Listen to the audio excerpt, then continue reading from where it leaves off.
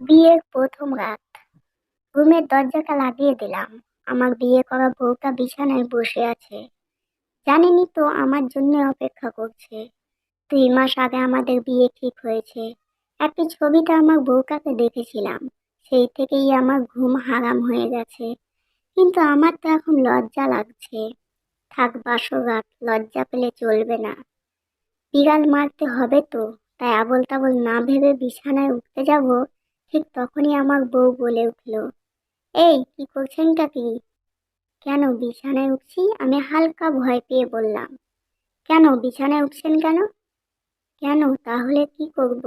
কি করবেন মানে? না মানে বিছানায় উঠবো না কেন? না উঠতে পারবেন না। তাহলে কি করব? আমি কি জানি? যান গিয়ে সোফায় বসে থাকেন। বিদেশ থেকে লেখাপড়া শেষ করে মাত্র 3 দিন হলো দেশে এসেছি, আর এরই মধ্যে আমার জীবনের 12টা বাজিয়ে দিল। কি আর করা, বিয়েটা করতে হলো। মেয়েটার নাম মনিকা। কিন্তু আমি ভেবেছিলাম ঢং কইরা মন বলে ডাকবো। কিন্তু মা ভাবি মিলে কেমন বউ এনে দিল আমাকে, বিছানায় উঠতে দিচ্ছে না। আমি আবার একটু গম্ভীর তো, তাই মেয়েদের সাথে ইজি ফিল করতে পারি না। কিন্তু বাসর রাতেই আমার সাথে অত্যাচার করা হচ্ছে। না, এটা হবে না। শুনো, এটা বলতেই আমার দিকে গরম চোখে তাকালো, তাই ভয় পেয়ে বললাম, না মানে শুনুন। কি? দেখো তুমি না মানে আপনি আমার বিয়ে করা বউ। মনিকা বলল, সো হোয়াইট, তাতে কি হয়েছে? না মানে একটু বিছানায় উঠি। এটা তো আমার বিছানা, ভাগ আছে। ওয়েট ওয়েট, আপনারও ভাগ আছে, রাইট। বাট আপনাকে বিছানায় উঠতে হলে কিছু কাজ করতে হবে। কাজ করতে হবে কেন?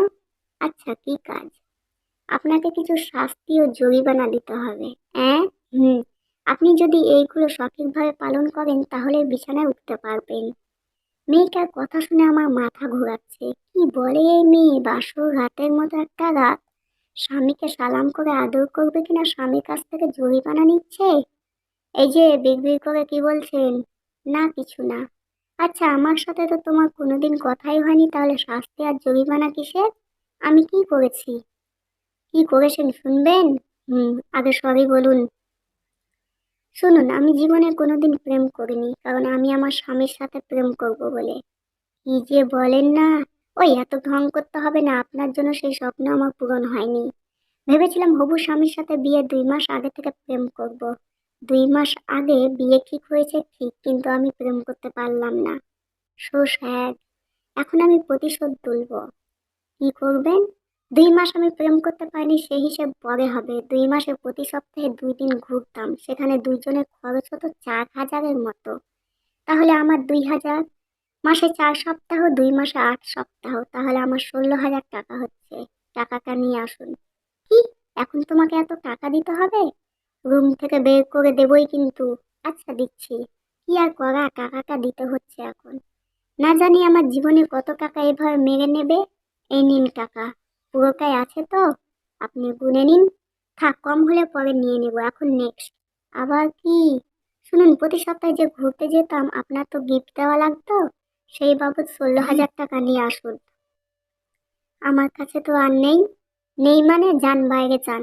আচ্ছা তুমি এখন না মানে আপনি এখন টাকা নিয়ে কি করবেন? জরিমানা নিচ্ছি, বেশি কথা না বলে যান টাকা নিয়ে আসুন, নয়তো দূর হন। হে ঈশ্বর, আমি কার হাতে পড়লাম? আমার বাসরাত কি জরিমানা দিতে দিতেই যাবে? কি আর করা, আবার 16,000 টাকা এনে দিলাম। ঠিক আছে, আমি যে 2 মাস প্রেম করতে পারিনি তার হিসেব হবে।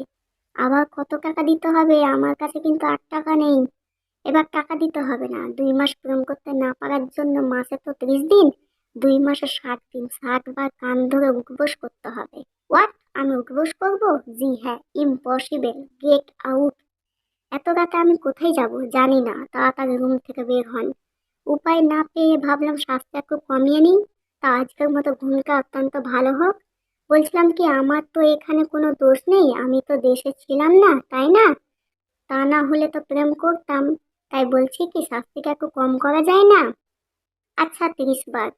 না না, একটি কথা বলি, 12 বার করি। কি এত কম? দেখো আজ অনেক টায়ার্ড, এতবার উঠবোস করলে আমাকে আর খুঁজে পাওয়া যাবে না। তাই বলছি শাস্তিটা একটু কম করুন না। ওকে, 15 বার ফার্স্ট। ভাবলাম এবার অনেক কম হয়েছে, ভাগ্যের কি করুণ পরিণতি, বাসর রাতে উঠবোস করতে হচ্ছে।